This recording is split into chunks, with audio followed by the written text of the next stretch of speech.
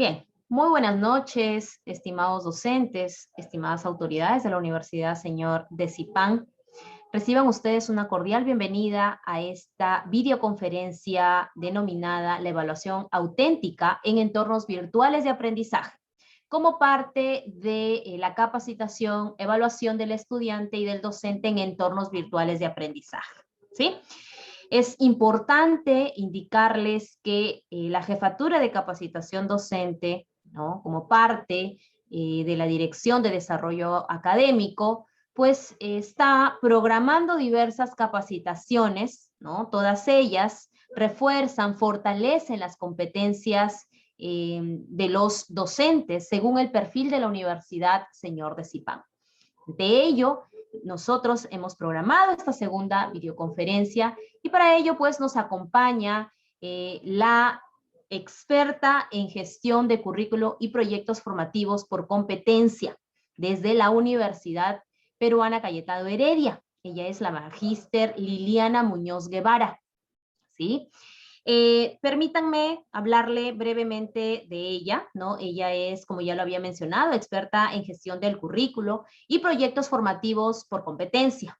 Ha sido la vicedecana de la Facultad de Educación de la Universidad Peruana Cayetano Heredia, además de directora de posgrado, directora asociada de gestión de la docencia. Asimismo, es miembro de la red de especialistas en política educativa de América Latina. Es un gran honor tenerla presente como ponente de esta capacitación, estimada Magister Liliana. Un honor y mis docentes también están a gusto de poder aprender en este espacio en donde pues vamos a ver muchos temas específicos realizados o enfocados a lo que es la evaluación en entornos virtuales de aprendizaje.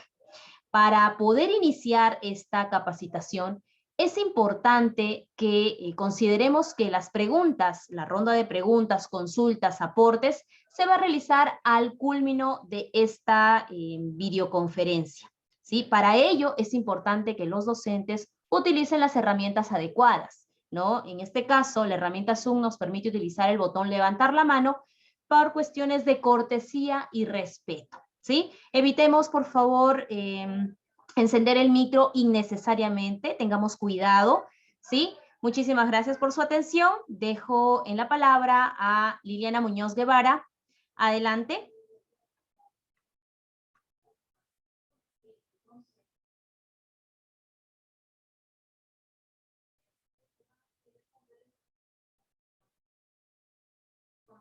Doctora Liliana.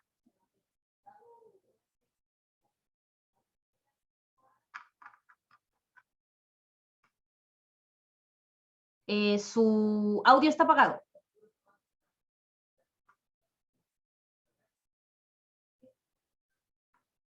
Parece que tiene problemas de conexión. ¿Logran escucharme? Sí, sí. Ah, perfecto. Sí se escucha, sí. Ah, ya, listo, Sí, listo. sí le escuchamos. Perfecto, entonces al parecer tiene problemas de conexión la maestra, hay que esperar. Lamentablemente tenemos esa dificultades, no muchas veces, pero suele pasar. Entonces vamos a ser un poquito pacientes, ya regresó con nosotros. Adelante. Sí, Ahí está. bueno, son cosas que nos pasa con la tecnología también, ¿no? Esa es la conectividad también acá en Lima, tiene sus dificultades. Muy buenas noches ya a todos y todas. Muchas gracias por esta cordial invitación a la universidad. Para mí es un gusto colaborar con ustedes. He tenido la oportunidad de visitarlos de manera presencial y ahora a través de este medio nos podemos conectar. También felicitar a los organizadores y a cada uno de los colegas que nos acompañan el día de hoy, porque después de una intensa jornada, ¿no?, nos damos un espacio para poder compartir, para seguir fortaleciendo nuestras competencias docentes. Yo vengo a compartir con ustedes una experiencia que estoy segura que a partir de lo que yo pueda presentar, ustedes lo van a enriquecer, porque también han ganado su propia experiencia en estas 2 años de educación, o algunos llaman enseñanza remota, otros hablamos de la educación a distancia, la educación virtual. Finalmente, estamos asistidos por la tecnología para poder llegar a nuestros estudiantes y seguir contribuyendo con su formación, ¿no? Sé que están en un ciclo de conferencias relacionadas a la evaluación y eso a mí me parece, y saludo a la universidad por esta iniciativa, porque es una de las dimensiones más importantes y en las que tenemos que ir fortaleciendo nuestras competencias a lo largo de todos estos periodos, ¿no? Yo voy a abordar y voy a desarrollar con ustedes algunas ideas generales respecto a la evaluación auténtica, cómo enfocarlas. Les traigo también un ejemplo de cómo poder llevarlo a la práctica y luego les presentaré algunas herramientas o recursos educativos abiertos que podemos hacer uso de ellos de manera gratuita, algunos con algunas limitaciones, pero sin embargo hay muchos recursos que podemos utilizar para poder fomentar el trabajo en equipo, el trabajo individual, la autonomía en los estudiantes. Entonces, con ese preámbulo, permítame que les pueda presentar cuál es el objetivo de compartir con ustedes, y es contribuir al fortalecimiento de las competencias docentes en la dimensión de la evaluación del y para el aprendizaje. Este es el temario que he colocado, la evaluación auténtica. Vamos a mirar algunos elementos de la evaluación, una experiencia de evaluación, qué metodologías con qué metodologías se cuenta para poder llevar a cabo este tipo de evaluación y también mostrarles la gama de recursos educativos abiertos que existen y que se pueden implementar en las diversas plataformas que se utilizan en las universidades. Y muchos de nosotros nos preguntamos por qué tendríamos que cambiar las formas de evaluar, ¿no? Una de las prácticas más cotidianas que se aplican o se desarrollan en las universidades está en relación a la evaluación a través de pruebas escritas, ya sean de opción múltiple o de pruebas de desarrollo, ¿no? Y para eso hay muchas herramientas con las que yo puedo utilizar, ¿no es cierto? Y que en algún momento, obviamente, han sido válidas, pero también las puedo seguir usando, ¿correcto? No están descartadas. Sin embargo, tiene sus limitaciones las pruebas escritas, o certificar o promover a un estudiante de una unidad a otra, de un semestre a otro, solamente con la aplicación de una prueba, ¿no? Que en alguna medida señala lo que él ha podido lograr o alcanzar, pero no nos permite evaluar la complejidad de otro tipo de habilidades que se ponen en juego cuando estamos frente a un desempeño o una tarea compleja, ¿no? Que de eso se trata. Porque además también debemos tener en cuenta que cuando uno aplica una evaluación de opción múltiple, o también puede ser de desarrollo, pero es limitado, no nos permite ni promover ni evaluar el logro de otro tipo de habilidades, ¿no? En un mundo tan cambiante, lleno de incertidumbre, y creo que esa ha sido la mejor demostración de un mundo tan dinámico estos 2 años que hemos vivido, entonces se hace necesario o el mercado laboral demanda una serie de habilidades que deben demostrar los egresados, ¿no? Y en el último encuesta que se ha hecho por estas instituciones, ellos han trabajado un top de habilidades que son importantes, ¿no? Entre ellas, ¿no? La adaptación al cambio, cómo entonces, a través de la evaluación, a través de las actividades que se fomenten, podemos desarrollar habilidades para adaptarnos a los cambios, ¿no? O habilidades para el análisis de los datos, o el liderazgo, la creatividad y la innovación y la comunicación.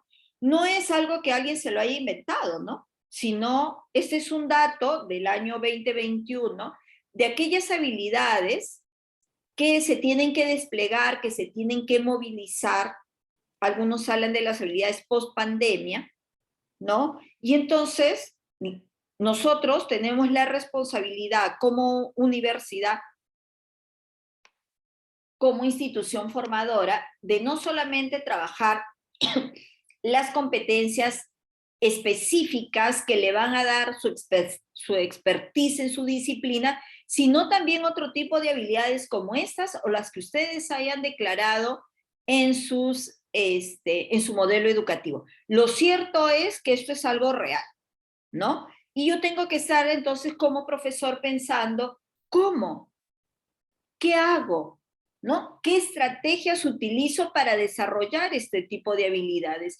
Pero también hay otro grupo de competencias que es el acrónimo de las competencias delta, ¿no? Elementos distintivos del talento, como por ejemplo el pensamiento crítico, que se viene hablando ya hace varias décadas de que es importante desarrollar el pensamiento crítico, la planificación y las formas de trabajar, la comunicación, el tener una mentalidad flexible, la fluidez digital, el trabajo en equipo, la autogestión, el uso y el desarrollo, ¿no? Ahí les dejo el enlace para que ustedes puedan ampliar. Y inicio esta exposición presentando estos datos porque es una forma, ¿no?, de justificar el por qué tenemos que cambiar nuestras formas de evaluar. No basta con retirar, recoger una cantidad de información que haya acumulado el estudiante, sino también es importante que el estudiante demuestre que va desarrollando su capacidad para resolver problemas, para buscar información, para gestionar el tiempo, para crear, ¿no?, para colaborar de manera haciendo uso de la tecnología, para resolver conflictos, para conocer sus propias fortalezas, para alfabetizarse, para el análisis de datos, para el pensamiento computacional, etc. Miren qué complejo se vuelve la enseñanza en la universidad. Por eso es necesario revisar nuestro sistema de evaluación. Dicho esto, entonces, voy a presentar el siguiente caso. Acá hay un caso de evaluación en el área de ingeniería, ¿no?, que está basada, nos señalan acá, en los exámenes de subtemas especializados como mecánica, materiales, matemática o gestión, ¿no? Y entonces en esta evaluación se hacen preguntas de examen a menudo que están muy relacionados con el tipo de problemas resueltos por los estudiantes en el curso. Es decir, por estos ejercicios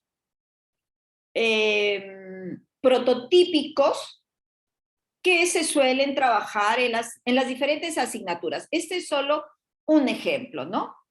Pero los estudiantes en este grupo, de este caso, no tienen la oportunidad de resolver problemas complejos del mundo real, ¿no?, que implique también la adquisición del conocimiento de la mecánica, de los materiales, de la matemática o de la gestión, ¿no? Entonces, cuando nosotros le presentamos una evaluación a los estudiantes que está en un nivel de memorización, entonces lo que los estudiantes hacen precisamente es memorizar una serie de datos para poder resolver la situación que tú le estás planteando, el ejercicio, o aplican simplemente un procedimiento algorítmico y tienen la solución hacia la situación que tú le has presentado. Pero eso, estimados colegas, no garantiza que cuando él esté en una situación real, en una práctica real, o cuando él quiera demostrar su desempeño, él sea capaz de poder transferir ese conocimiento de tipo conceptual a diferentes escenarios. Hagamos una regresión, recordemos nuestras etapas de cuando recién nos hemos insertado en el mundo laboral o cuando hemos entrado en nuestra práctica, a la etapa de las prácticas. Muchas veces nosotros nos hemos cuestionado y hemos cuestionado nuestras universidades. Y hemos dicho que en realidad hemos transitado 3, 4 años y que recién estamos aprendiendo. Eso es bastante fuerte para nosotros como profesores universitarios, ¿no? Sin embargo, se da. Eso es lo que tú puedes, es muy común escuchar entre los pasillos de la universidad que los estudiantes dicen, por fin estoy aprendiendo cuando llegan a la práctica, ¿no? Porque sienten que el otro es muy repetitivo y que de un semestre a otro ya no lo recuerdan. Entonces, no sé, tenemos el desafío de poder implementar otro tipo de exámenes que estén ligados al mundo real, ¿no? En vez de darle tiempo de que resuelvan en 10 o 20 minutos una evaluación, en este caso, por ejemplo, se les ha dado a los estudiantes un problema del mundo real para que los estudiantes lo puedan desarrollar en varios momentos, incluso pueden hacer uso de su ordenador, de sus manuales, de sus textos, de sus notas, etc. Tienen una serie de materiales porque tienen que resolver una situación. Claro, en este segundo caso no se les está planteando un ejercicio o un problema, donde los estudiantes a través del Google, perdón, a través del Google puedan resolverlo. Si no, este es un problema, les están planteando una situación que tienen que resolver que es impredecible. Hay diferentes maneras de llegar a la solución de ese problema.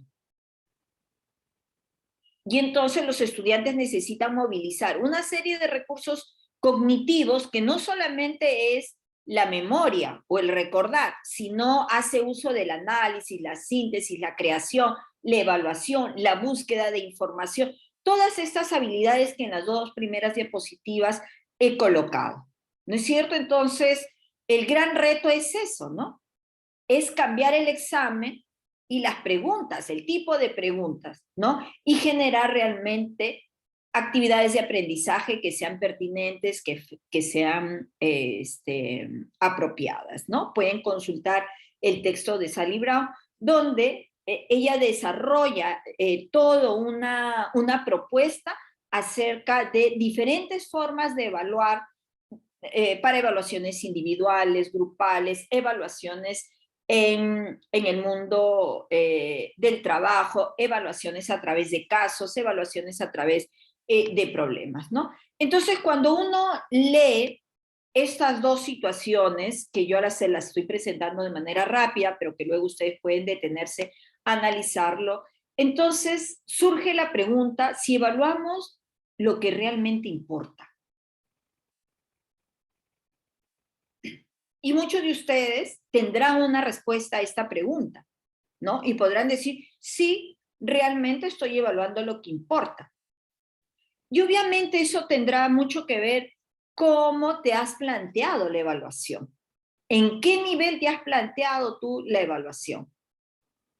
¿Qué es lo que tienen que aprender los estudiantes? Solamente tienen que aprender a aplicar y desarrollar a través de procedimientos algorítmicos, o también es importante que en tu asignatura aprendan, desarrollen casos, problemas, situaciones a través de procedimientos heurísticos. Porque si quiero potenciar de manera transversal las habilidades, estas que yo les he mostrado, que son de estos últimos informes de este último año, o las que ustedes hayan declarado en su modelo educativo, entonces es importante esta pregunta, ¿no? Si es que evaluamos lo que realmente importa. Y ayer han tenido ustedes una presentación también acerca de la evaluación, pero permítanme hacer ¿cómo diría? Presentar esta definición de lo que es la evaluación a partir de la recopilación de estos autores, porque me parece bien interesante la manera como lo plantean, ¿no? La evaluación como un proceso mediante el cual los estudiantes, miren, los estudiantes ganan una comprensión de sus propias competencias. Qué interesante es esta definición y potente. Y progreso, así como un proceso mediante el cual son calificados. La evaluación vista entonces como aquella oportunidad que tiene el estudiante de comprender qué competencias está desarrollando y cómo está progresando. Y a partir de esas competencias que viene desarrollando y progresando, ¿no? ¿En qué nivel se encuentra? Y nosotros vamos acompañando ese proceso de que él pueda comprender sus propias competencias, su progreso, ¿no? A través de la evaluación formativa, ¿no? ¿Cuál es la intención de la evaluación formativa? Es obtener información acerca del progreso de un estudiante en particular para darle, ojo, retroalimentación. El corazón de la evaluación formativa es la retroalimentación. Pero lo interesante aquí es que la retroalimentación no solamente es para el estudiante, sino para nosotros también. Porque nos señala si a partir del propósito que nos hemos planteado se está logrando o no el objetivo.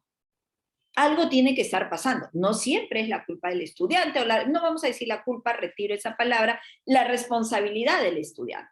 También es nuestra responsabilidad. Somos los expertos, ¿no? Y debemos mirar, de acuerdo a las características que tienen el grupo de estudiantes, cuál podría ser la mejor estrategia para que los estudiantes aprendan. Y como decía, la retroalimentación puede proporcionar reforzamiento motivacional. La forma en que tú promuevas el aprendizaje en los estudiantes, ¿no? La forma, la técnica, es el tipo de comunicación, puede reforzar la motivación por el aprendizaje, o también lo puedes desmotivar, ¿no? Entonces es muy importante, ¿no? Que podamos, que la forma en que comuniquemos lo ayuden al estudiante a poder mejorar para que nuestra enseñanza también sea más efectiva, ¿no? Y esa retroalimentación también nos permite darnos cuenta sobre las características de los estudiantes, sus estilos, ¿no? Y si es efectivo, las habilidades que ellos utilizan para aprender, ¿sí? Entonces, una tarea pendiente cuando hablamos de evaluación auténtica es aprender también las diferentes estrategias para poder brindar una retroalimentación efectiva. A veces confundimos la retroalimentación con darle la solución al problema, ¿no? Retroalimentar es retar, desafiar cognitivamente al estudiante. Retroalimentar es brindarle los andamiajes para que él pueda seguir construyendo su aprendizaje. Y también importa la evaluación sumativa, porque la evaluación cumple dos funciones, una función pedagógica y una función social. La función pedagógica, ¿sí?, es cuando nosotros acompañamos al estudiante para el logro de sus aprendizajes, ¿no? Brindamos la retroalimentación, es decir, la evaluación formativa. La función social, para que cumpla su función social, bueno, debemos dar una calificación, promover al estudiante de una unidad a otro, de un semestre a otro, de un año a otro. Entonces, es importante, ¿no? Porque indica también el grado en que los estudiantes van adquiriendo determinados desempeños y nos permite también mirar cómo se están moviendo los grupos, cómo los grupos van entonces progresando en sus competencias. ¿Correcto? Entonces, es muy importante que ustedes, además de estos webinars que reciben, puedan formar grupos de estudio para que puedan tener una mayor comprensión de estos conceptos, ¿sí? Entonces, una manera de llevar a cabo esos conceptos que esbozan estos autores es a través de la evaluación auténtica, ¿no? Es decir, la evaluación que desafía cognitivamente al estudiante en la realización de un desempeño, en la realización de un producto. Cuando nosotros estamos frente a nuestra asignatura, tendríamos que preguntarnos qué serán capaces de haber comprendido y de hacer los estudiantes al finalizar esta asignatura. ¿Y cómo lo van a demostrar? ¿Cómo se hace visible ese pensamiento que han ido construyendo a lo largo de mi curso?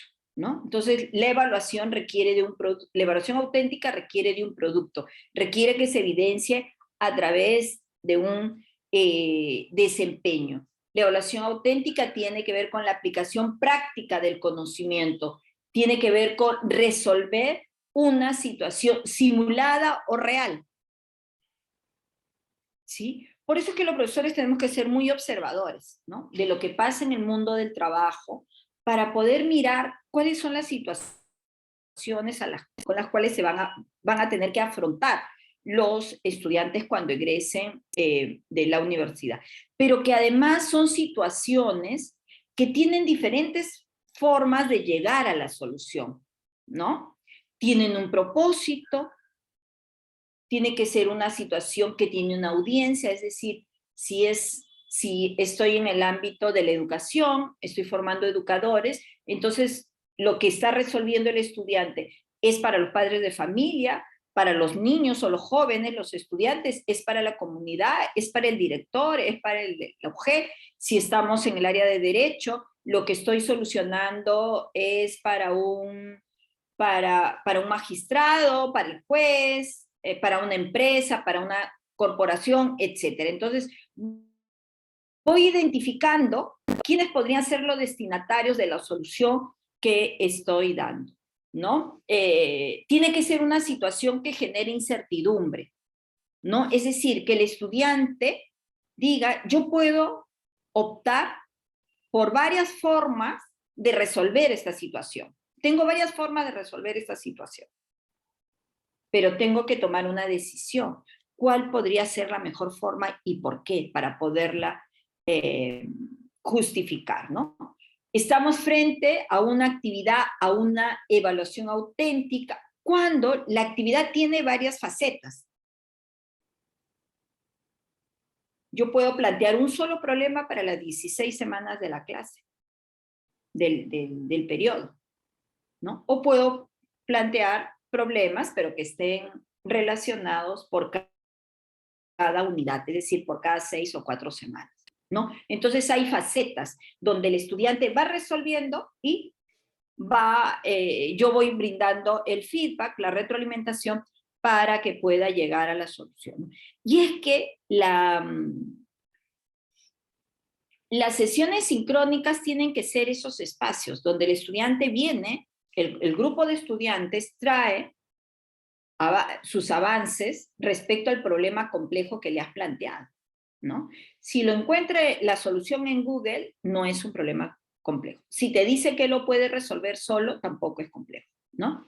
La evaluación requiere explicaciones de los estudiantes, ¿no? Es decir, el estudiante tiene que venir a la sesión sincrónica a explicarte por qué está resolviendo de esa manera el problema, ¿no? Y tiene que haber unos criterios que se han establecido previamente, criterios de evaluación, para poder valorar si lo que está haciendo está en la línea de lo que nos hemos puesto como propósito, como resultado de aprendizaje, como meta de aprendizaje, etc. ¿Sí? Entonces, cuando nosotros queremos llevar a cabo una evaluación auténtica, es importante tener en cuenta este alineamiento constructivo que nos señala Biggs, ¿no? Y él nos habla de tener mucha claridad y que tiene que haber una coherencia entre los resultados de aprendizaje, la evaluación y las actividades de enseñanza y aprendizaje, ¿no? Porque él hace un análisis, este autor hace un estudio, y lo que identifica es que los objetivos o resultados de aprendizaje son declarados en un nivel, ¿no? Pero que la evaluación cuando uno evalúa, evalúa otros aspectos que no ha declarado como parte de los objetivos y que tampoco las actividades nos ayudan al logro de estos objetivos, ¿no? Entonces vemos ahí una enseñanza que está desalineada. Es muy importante que nosotros y los estudiantes comprendamos cuál es el propósito de la asignatura, cuál es el propósito de esa actividad auténtica, cuál es el propósito de ese problema que estás planteando, de ese caso que estás planteando. A veces lo comunicamos, lo ponemos en el PPT, está en la rúbrica de evaluación, pero los estudiantes no lo leen o no lo comprenden. Y cuando nos presentan la tarea, bueno, está desarticulado de lo que nosotros hemos pedido, ¿no?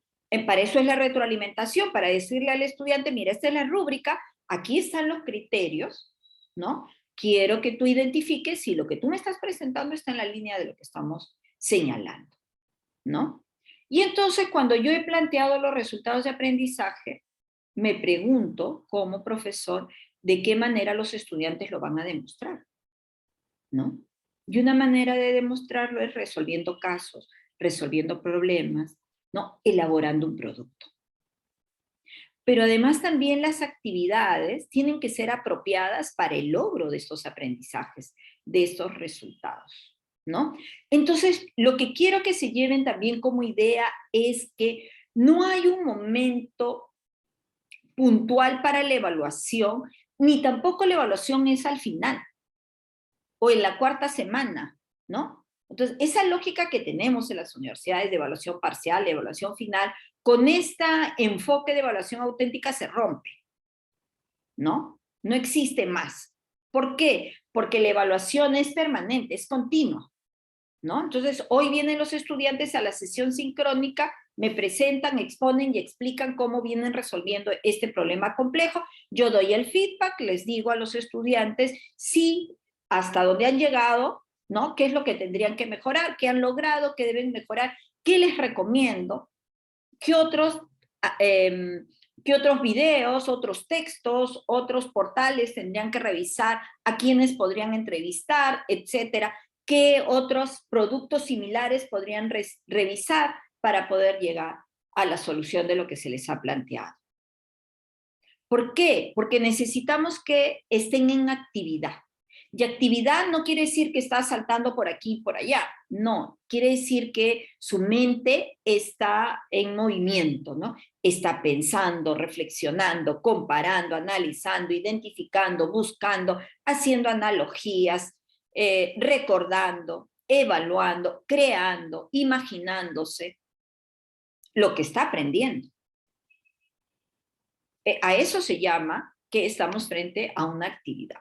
Entonces, para determinar los resultados de aprendizaje, cuando queremos trabajar de manera auténtica, yo recomiendo, y no es la única taxonomía, pero tal vez la taxonomía más usada, la taxonomía de Bloom, que ha sido actualizada por sus seguidores, y entonces nos pone una pirámide donde es importante recordar y es importante crear, ¿no es cierto? Entonces, recordar y comprender son las habilidades que más se utilizan o se promueven en la escuela, en la educación básica, y muchas veces en la universidad también, ¿no es cierto?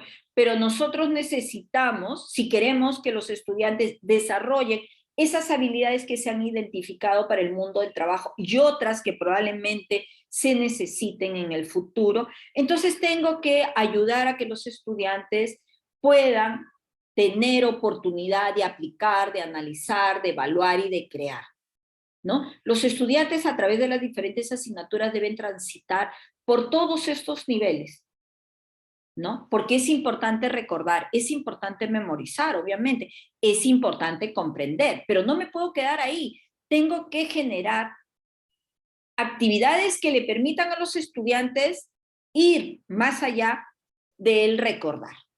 Porque cuando nos quedamos en estos primeros niveles, bueno, van a la memoria a corto plazo y de acá al siguiente semestre no me acuerdo, ¿no? Es necesario entonces que los estudiantes puedan crear, puedan evidenciar un desempeño. En todas las asignaturas es posible, claro.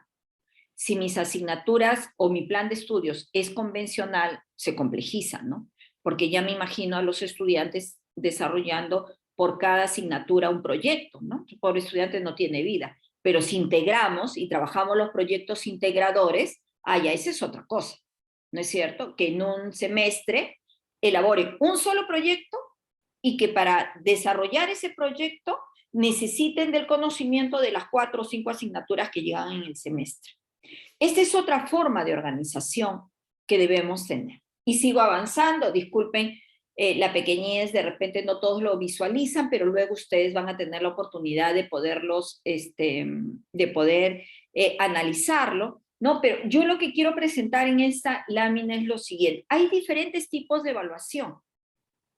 Y unos son recomendados para la etapa sincrónica y otras para la etapa asincrónica, pero no solamente son evaluaciones de verdadero o falso, de apareamiento, de opción múltiple, no, sino miren aquí, hay evaluaciones que están centradas en la producción escrita, un estudio de caso. En el área matemática puedo aprender matemática a través del estudio de casos. Por supuesto que sí, ¿no? La ficha clínica, la resolución del problema, elaborar un póster, hacer informes, trabajar los portafolios, ¿no? Me permiten entonces, si ustedes pueden observar, ¿no? Me permiten trabajar de un uso muy recomendado para aplicar, analizar, evaluar, ¿no? La prueba oral argumentativa, por ejemplo, me permite crear, ¿no? Creo mis propios argumentos. La sustentación de un informe me permite evaluar el nivel de evaluación. Entonces, se los dejo ahí para que ustedes puedan ver la parte de evaluación, ¿no? Las estrategias, es decir, las actividades, ¿no? Entonces, si ustedes quieren evaluar de manera auténtica, tienen que entrenarse y aprender a trabajar metodologías que nos permitan llevar a cabo esto, ¿no? Como por ejemplo, la metodología de proyectos, la de retos, la resolución de problemas o aprendizaje basado en problemas, el método de casos, el juego de roles, el trabajo colaborativo. Entonces, la estrategia se convierte en una herramienta, ¿no? Para la enseñanza, para el aprendizaje. Y parte de ello es la evaluación, ¿no? Va a resolver un caso, el estudiante tiene que analizar, comparar, buscar argumentos, resolver, discutir, llevar a una plenaria, sustentar su postura, dar contraargumentos. ¡Wow! Imagínense todo lo que tiene que hacer el estudiante. Si tiene que resolver, le has planteado un problema que tiene que investigar, ¿no? Muy bien. Entonces, ¿qué tiene que hacer? Buscar información, analizarla, sintetizar esa información, compartir con otros para poder resolver, ¿no? Si ustedes ven aquí, entonces, esta propuesta de Cosanitis, hay una serie de estrategias que se pueden implementar, como la creación de un prototipo, por ejemplo, en las áreas de la ingeniería o de un modelo, la presentación oral, un póster, pero no una presentación oral donde el estudiante pues lee la diapositiva, ¿no? Sino una exposición oral con argumentos, una exposición oral donde él hace analogías, una exposición oral donde el estudiante ejemplifique un principio, una teoría, un dato, que cree un caso, ¿no? La realización de un proyecto también. Entonces, si nosotros queremos evaluar de manera auténtica, entonces no tengo que inventar nada. Lo que tengo que hacer es organizar mi curso a través de la pedagogía de proyectos, de casos, de aprendizaje basado en problemas, de retos, aula invertida, ¿no? Hoy se habla mucho del aula invertida. Pero el aula invertida, para trabajar el aula invertida tienes que usar casos o problemas, o tiene que elaborar un producto, ¿no?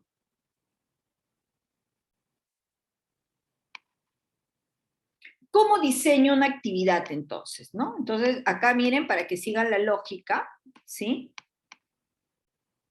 Perdón, acá estábamos, ¿no? Cómo formular los resultados, utilicen la taxonomía de Bloom. ¿Qué tipo de evaluación? Miren la tabla esta que les he mostrado y las actividades que les acabo de presentar. ¿Sí? Estas de aquí. ¿Y cómo diseño? ¿No? ¿Cómo diseño? ¿Qué preguntas yo me planteo para diseñar una actividad auténtica? ¿No? En primer lugar, tengo que preguntarme en qué tipo de la situación, de la profesión, se ponen en juego los saberes y desempeños de esta asignatura, ¿no? Entonces, estos conocimientos que tienen que desarrollarse en esta asignatura, ¿en qué aspectos del ámbito profesional se ponen en juego? Es lo que tenemos que preguntarnos, ¿no? Se va a poner en juego en un juicio, si estamos hablando de abogado, se va a poner en juego cuando el estudiante está en una constructora, si está estudiando ingeniería civil de repente, o se pone en el ámbito de la práctica clínica. ¿Dónde se pone en juego? ¿Cuál puede ser el escenario para que el estudiante pueda desarrollar esta situación? ¿No? Luego, ¿en qué grado es posible que los estudiantes se pongan en contacto con esta situación? ¿Qué cosa quiere decir? O va a ser una situación real, ¿no? Entonces, in situ, o va a ser una situación simulada. Tienes que plantearte, o es real, ¿no? ¿Tiene un destinatario real o tiene un destinatario simulado? ¿Sí? ¿Y qué van a realizar los estudiantes al entrar en contacto con esta situación? Ya sea de manera directa o indirecta. Luego creo que primero les presento el ejemplo y luego vemos las herramientas, ¿no? Para poder seguir. Entonces, por ejemplo, aquí yo les presento del doctor Michel Ciesa un ejemplo, ¿no? El curso se llama Introducción a la Ingeniería Biomédica, de un curso del primer año de carrera, ¿sí? Entonces, acá el doctor se ha planteado estos resultados de aprendizaje, ¿no? Que identifiquen problemas en ingeniería clínica y analicen las soluciones existentes en un contexto científico, global, económico, ambiental, ético y social, ¿no? Entonces, el estudiante en este caso identifica los problemas de ingeniería. Luego, miren, estudiantes en primer año diseñan diferentes alternativas y manejan estrategias para el aprendizaje autónomo y colaborativo, ¿no? Estos resultados de aprendizaje en la tabla de Bloom, en la pirámide de Bloom, obviamente están de análisis hacia arriba, ¿no? Porque acá va a analizar, sintetizar, evaluar y crear, ¿sí? Son bastante retadoras estos resultados de aprendizaje, ¿no? Y igual, tiene sus contenidos, no están exceptos, tiene sus unidades, ¿no? Porque a través de estos contenidos se van a lograr estos resultados de aprendizaje. Entonces plantea las temáticas por unidades, la ingeniería biomédica y la ingeniería clínica en el sistema de salud, la ingeniería biomédica y de rehabilitación, ingeniería de señales, imágenes biomédicas, la ingeniería de tejidos, bueno, etcétera, ¿no? Y les presenta el problema. Tiene 4 casos este curso, ¿no? Y acá ustedes luego pueden leer el caso con mayor detalle, ¿no? Entonces, hay unos antecedentes, pero lo interesante acá es que estaba inmerso en ese momento en el contexto de la COVID-19, ¿no? Acá los estudiantes, entonces, acá lo que se señala es que se ha superado ¿sí? Según la OMS, ¿no? Hablan sobre la propagación del virus, ¿no? Y que la OMS está convocando a los países a continuar los esfuerzos que han sido efectivos para limitar el número de casos y desacelerar la propagación del virus, bueno, etcétera, ¿no? Entonces, les plantea una situación, ¿no? Entonces le dice que la ingeniería biomédica tiene un rol relevante para brindar alternativas tecnológicas apropiadas para preparar, acondicionar y desarrollar los servicios de salud en y desde los hospitales. Adecuados medios tecnológicos permitirán un mejor desempeño de los profesionales. Entonces, les da el contexto, les plantea la situación, no está completo, ¿no? Y acá están las actividades, miren, ¿no? Dimensionar el problema, identificar y analizar las tecnologías existentes, diseñar de forma propositiva los elementos de la tecnología, diseñar de forma propositiva los elementos tecnológicos, la infraestructura, y diseñar de forma propositiva los elementos de la tecnología clínica, etc. ¿Sí? Entonces están acá también las actividades. Ah, y hay unas evidencias, ¿no? Es decir, ¿cómo van a demostrar los estudiantes estos resultados de aprendizaje? Obviamente, a través de las actividades y de las evidencias, ¿no? Hay la propuesta de solución, uno, con un paper y póster, ¿no? Van presentando diferentes soluciones y van complementando en un paper y un póster, miren, estudiantes de primer año. Y finalmente, el producto final es la presentación del póster. Pero si ustedes se dan cuenta, en algún momento de la exposición yo decía que una evaluación auténtica se da por fases. Y podríamos decir que esa es la fase 1, la fase 2, la fase 3, hasta que llega a la fase final. Y en cada una de estas evidencias, el profesor va dando la retroalimentación en la construcción de estas evidencias, ¿no? Para que pueda lograr el resultado que me he propuesto. Y al final, bueno, presentan su póster, ¿no? Hacen una presentación, bueno, etcétera, ¿no? Esta es una carrera que la llevan las dos, se llevan en las dos universidades, tanto en la Católica como en la Universidad Cayetano Heredia, ¿no? Para eso se utiliza obviamente la tecnología, ¿no? Las herramientas tecnológicas, ¿no? Dependiendo, estimados colegas, ¿sí? Hay mucho por explorar, ¿no? Dependiendo del nivel que te has planteado o de lo que tú quieres trabajar, ¿no?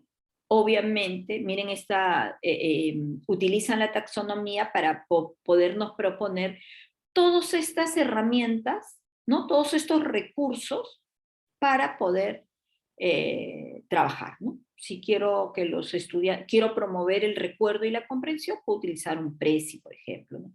El Blogger para hacer portafolios, ¿no? El Evernote, toda la variedad que tenemos. Lo que tenemos que hacer es empezar a explorar, ¿no? Explorar y mirar cuál de ellos puedo utilizar si es que me planteo que ese tiene que ser mi propósito. Pero si quiero que aplique, obviamente voy buscando, identificando recursos mucho más complejos, ¿no? Si busco que apliquen, por ejemplo, y quiero que elaboren algún organizador visual tipo el mapa conceptual, bueno, puedo utilizar pues el CIMAP Tools, ¿no? O cualquier otra herramienta que le permita entonces aplicar un conocimiento al estudiante. Si quiero que analice, bueno, también utilizo el Blogger, por ejemplo, ¿no? Porque está trabajándose con un portafolio, o el Google Documentos también, ¿no? Donde se puede ahí almacenar la documentación, o podemos compartir a través de un Drive, ¿no? Y hacer un trabajo colaborativo, pero tenemos muchas alternativas. Lo que tenemos que tener es ir dominando cada una de estas herramientas que nos permitan llevar entonces esta evaluación auténtica en diferente tipo de plataforma y utilizando diversidad de recursos, ¿no? O tal vez me interesa evaluar, ¿no? Ya aquí seguramente muchos de ustedes ya vienen trabajando los quiz o el Kahoot o el Socrative u otros cuestionarios que son interactivos, ¿no? Y que ustedes lo pueden aplicar porque de repente quieren hacer un control de lectura. Hagan sus controles de lectura, pero tómenlos ahora de una manera diferente, porque necesito diferenciar del que está estudiando de manera individual y de lo que se está logrando a nivel individual y de lo que se está logrando a nivel de equipo, ¿no? No está excepto tomar una evaluación, un control de lectura, por ejemplo, ¿no? sino que ahora contamos con otras herramientas para poderlo hacer. O de repente utilizas, ¿no? Para utilizar rúbricas, puedes crear el Rubiestar, que es el más utilizado, el que más utilizamos, pero tenemos otras herramientas también que podemos hacer uso y hay muchos tutoriales, ¿no? Entonces tenemos que aprender a indagar y mirar de que hay otras formas de hacerlo. Si quiero, por ejemplo, crear, ahora estamos utilizando mucho el Canvas también, ¿no? Para poder crear, ¿no? O tal vez algún tipo de mural virtual como el Padlet, por ejemplo, ¿no? Que es un mural bastante amigable y que tiene muchas funciones, ¿no? Exploren, los invito a explorar. Hay una versión gratuita, pero otra versión que también vale la pena, ¿no? Inscribirse, porque tiene muchas posibilidades, es muy sensitivo el Padlet, ¿no? Tiene audio, tiene para videos, tiene para subir todo tipo de archivos, imágenes, compartir, trabajar de manera colaborativa, es decir, es un mural muy interesante, ¿no? Y también ahora pues tenemos que aprender a trabajar los podcasts o las videoclases o las microlecciones también, ¿no? Entonces tenemos muchas herramientas con las cuales podemos trabajar, pero tenemos que irlas empezando a dominar de manera progresiva, ¿no? Siempre yo recomiendo que vayamos de lo más sencillo a lo más complejo, pero aquello también que no desvirtúe lo que realmente queremos que los estudiantes logren, porque a veces queremos utilizar un montón de herramientas y el estudiante también, nosotros no terminamos de concretar lo que realmente queremos que los estudiantes logren, y el estudiante también se pierde con tantas herramientas, ¿no? Pero sí sería interesante armar un curso con videos, con audios, podcasts, con pequeñas microlecciones, ¿no? Con trabajo colaborativo a través del Drive, por ejemplo, o utilizando el muro del Padlet para trabajar, o el Jamboard, o cualquier otra herramienta que ustedes puedan ir encontrando, ¿no? Entonces, estas son algunas de las herramientas, este es el ejemplo que les traía, pero que lo que yo quisiera es invitarlos a que ustedes puedan hacer sus propias exploraciones, ¿no? Por ejemplo, acá no sé qué ha pasado. A ver, permítanme un ratito bajar esto. ¿No? Por ejemplo, aquí, ¿no? Se utilice el audio feedback para hacer retroalimentación, el video feedback y la videoconferencia también, ¿no? La UOC, que es una universidad que nació virtual, ¿no?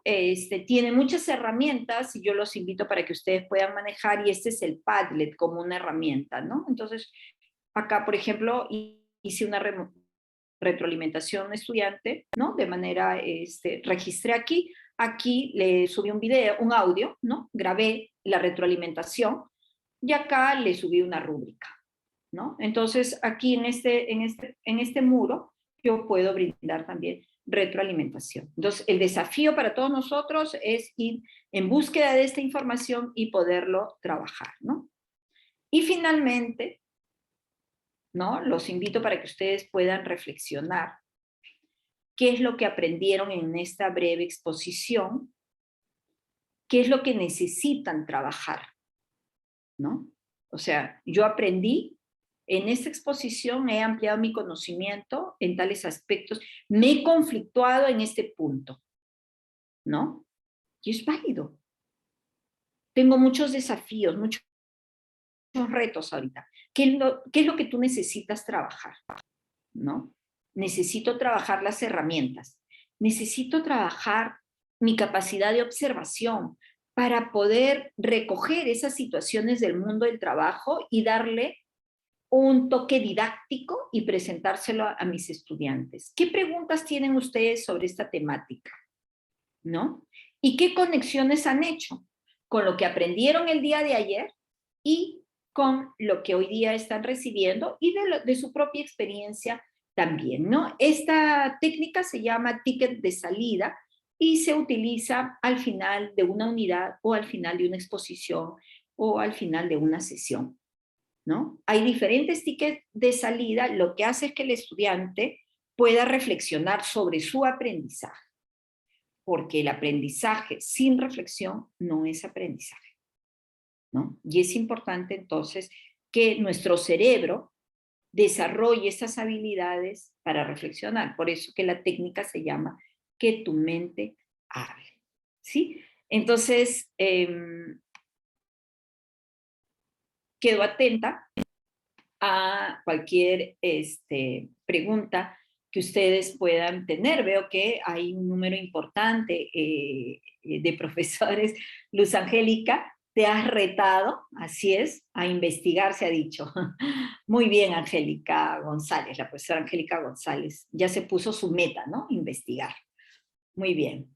Entonces, pueden escribir algunas preguntas, pueden participar reflexionando, por ejemplo, con este ticket, pueden reflexionar y decir qué aprendieron, qué es lo que necesitan trabajar, qué preguntas tienen sobre el tema y qué conexiones hicieron. A ver, los invito a que alguno de ustedes quiera llevar a cabo la dinámica, por favor.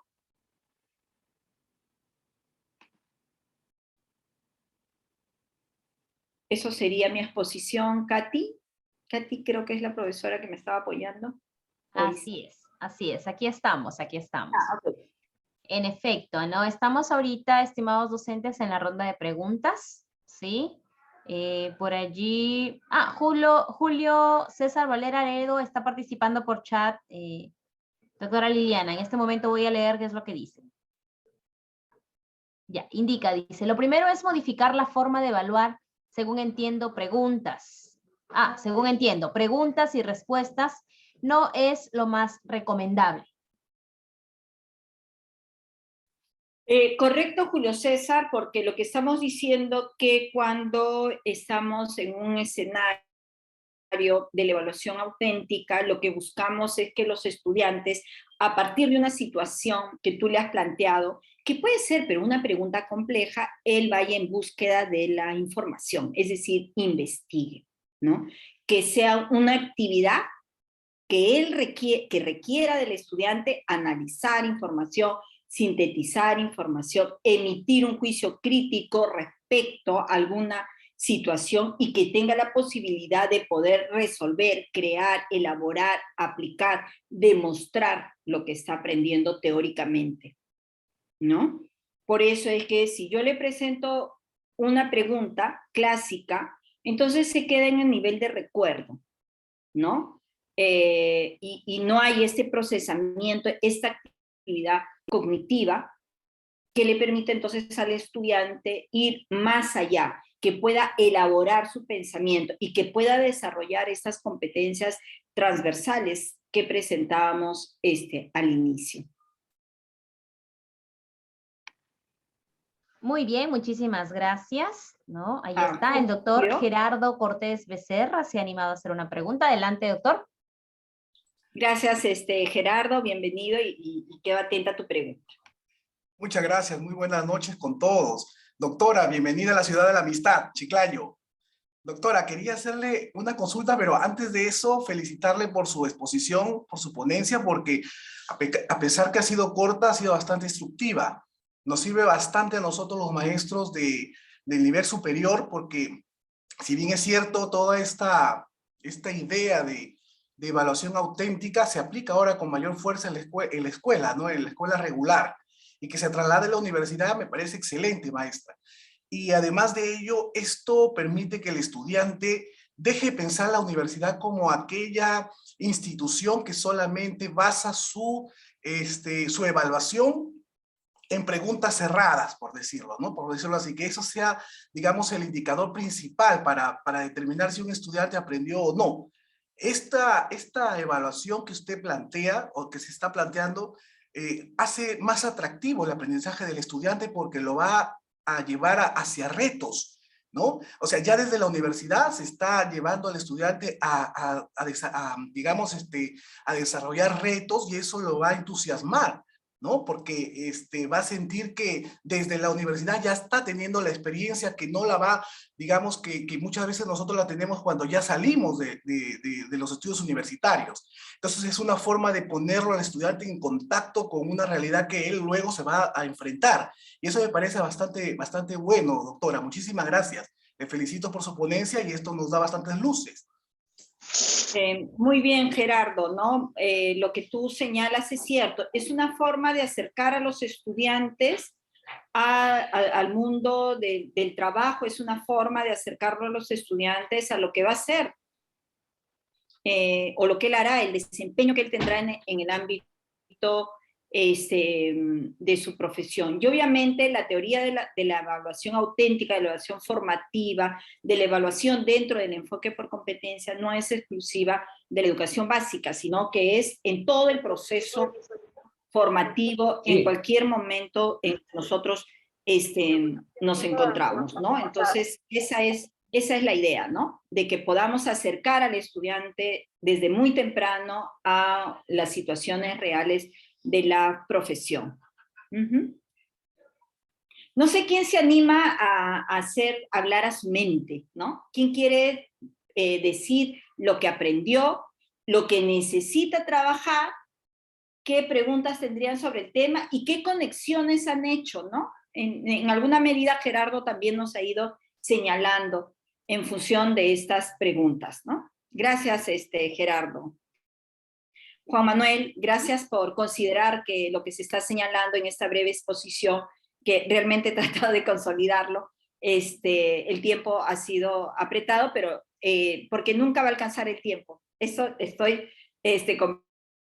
completamente segura, pero sí trato que en mis exposiciones dar ideas generales, pero que los invite a ustedes a la reflexión, que los invite al trabajo colegiado, que los invite a la reflexión, a quererse retar y hacer cosas diferentes. No es sencillo, estimados colegas, es complejo.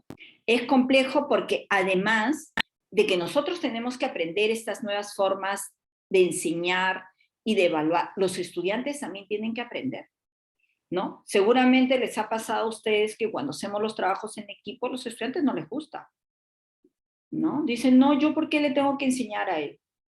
Y si es una universidad privada, ¿no? Dice, mis padres pagan para que a mí me enseñe. Profesor, ¿usted qué hace? ¿No?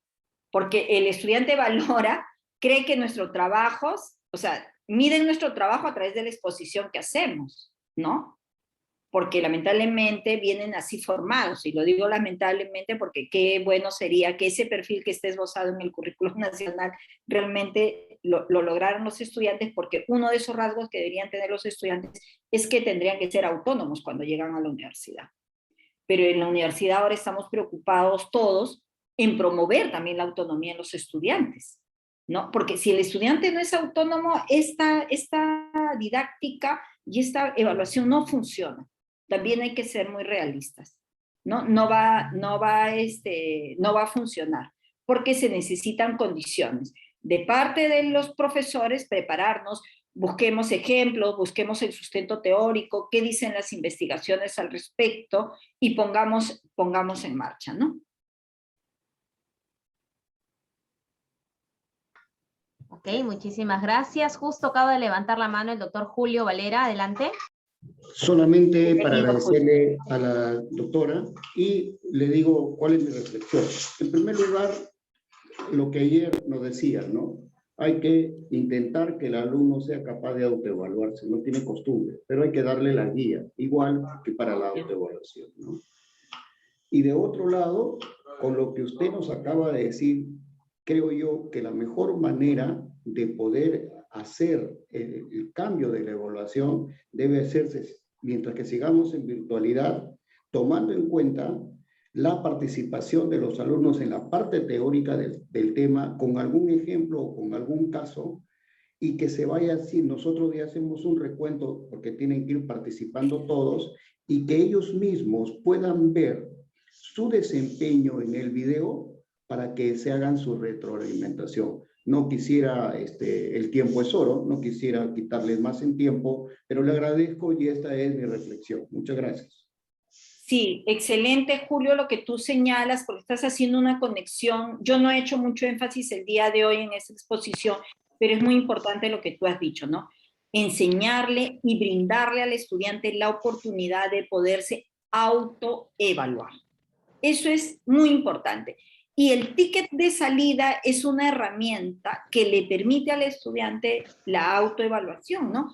porque el decir, ¿qué aprendí? ¿No? ¿Sobre qué tengo dudas? ¿Qué es lo que me falta trabajar para lograr mi meta? Eso es autoevaluarse. Y además también, cuando se señalaba qué es la evaluación, era decir, comprender las competencias que estoy logrando y cómo estoy progresando. Me parece bien potente esa idea de estos autores, ¿no? Por eso es que la traía. Y no solamente la autoevaluación, sino la coevaluación, que es un elemento clave también e importante en la evaluación auténtica. Muchas veces nosotros nos preguntamos cómo trabajar la parte ética en los estudiantes. Esta es una forma de hacerlo, porque tiene que buscar información, tiene que aprender a hacer las citas correctas, tiene que aprender a trabajar la información y no solamente bajársela y copiársela, ¿no? A veces los profesores nos conflictuamos porque decimos, los estudiantes copian. Bueno, yo digo lo siguiente, podrán estar de acuerdo o no conmigo, pero se copian porque planteamos una evaluación que les permite copiarse. Planteemos una evaluación que no les permita copiarse No, a los del estudiantes, INEI, que ¿no? ahora te lo voy a Entonces, enseñar. pueden estar los estudiantes, tú le puedes plantear una situación a los estudiantes y ellos pueden consultar sus textos, sus resúmenes, ¿no es cierto? Porque lo que están haciendo es consultando, porque necesitan hacer esas consultas, procesar la información para que puedan ellos resolver. Ahora hay unas herramientas, ¿no es cierto?, que se colocan para las evaluaciones, pero ¿en qué medida estamos haciendo que el estudiante esté condicionado por esa herramienta y no copie? Y más bien, ¿por qué no trabajamos el otro lado? Que los estudiantes, ¿no?, sean conscientes de la importancia que tiene aprender y que la evaluación es parte del aprendizaje. Entonces tenemos que cambiar muchos paradigmas para poder llevar a cabo este tipo de evaluación. Creo que con eso entonces doy por finalizada mi participación. Nuevamente reitero el agradecimiento por esta grata invitación que se había postergado en varios momentos, pero muchísimas gracias a cada uno de ustedes también por escuchar. Bien, muchísimas gracias, doctora Liliana. Ha sido un placer poder aprender más acerca de la evaluación auténtica y este nuevo enfoque, ¿no? Sé que los maestros están recopilando lo mejor de cada capacitación para que puedan aplicarlo dentro de el tema de la evaluación en sus aulas, ¿no? Y ahora, pues, con la tecnología que nos brinda diferentes herramientas, pues debemos aprovechar este tipo de capacitaciones que amplía el conocimiento de cada uno de nosotros en beneficio de nuestros estudiantes y por ende en beneficio de la universidad. Bien, yo le agradezco bastante a usted de parte del Magíster Isaac Galán Salazar y mi especial agradecimiento también a cada uno de los docentes que se encuentran aquí presentes. No olviden responder por favor la encuesta de satisfacción, la misma que se considera como prueba y participación y asistencia en este webinar, en esta capacitación. ¿Sí? Muchísimas gracias. No me quiero... De repente pueden prender sus cámaras para conocerlo. Exacto, justo en este momento iba a decir, no nos vamos a ir sin antes prender la cámara. Sabemos. Por Uber, lo veo ya Uber, conozco a Roger, ya los estoy conociendo, entonces a Cornelia, Manuel. Ahí está el doctor Enrique Yortopica, infaltable en las capacitaciones. Ajá. Enrique Yortop. Yo me estoy familiarizando también con aquellas caritas que siempre están pendientes de las capacitaciones, ¿no? Bien, vamos a tomar la foto respectiva, así que si podemos reaccionar ahí con unas palmitas, un corazoncito, utilicemos las herramientas para poder tomar el screenshot de la manera más dinámica posible. Muy bien, ya veo por allí que estamos, ahí está. Excelente, excelente. Muy bien. Ahí estoy guardando, no apaguen la cámara, por favor, si no se mueven. Y los de la página 2 ya no salen. Ahí está. Otra vez, sonreímos, todos, todos, todos. Ahí está. Tengo una página 3 todavía, no se muevan, por favor. Vamos por la página 3, ahí está. Listo. Muchísimas gracias a cada uno de ustedes esta conferencia pues se ha culminado. Que tengan muy buenas noches. Buenas noches, doctora. Buenas noches también, buen fin de semana entonces. Buenas noches. Muchas gracias. Gracias a usted, Katia, doctora Lilia Núñez, qué gusto conocerla, muy interesante. Muchas gracias. Muchas gracias. Gracias. Las felicitaciones a ustedes. Feliz Santa. Gracias.